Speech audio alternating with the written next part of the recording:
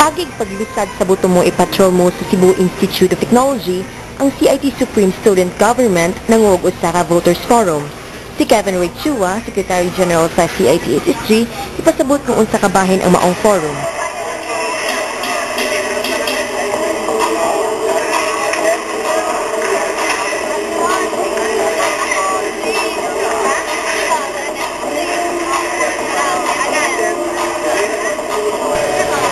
Sinugdanan sa forum, gipasabot sa atong kapamilyang si Rachel Dangin kung unsa gyud ang responsibilidad isip boto patroller.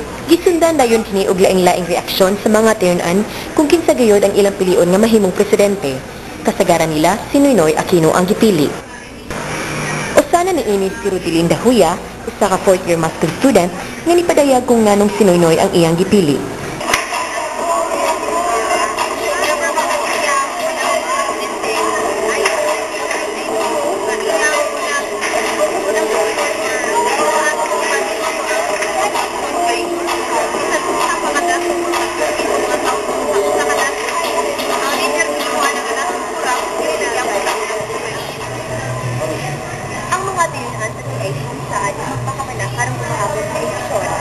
Malaumon sila nga half-size gift nyo. Ako ang inyong campus controller, Sheila Marina Simosa, ABS-CBN.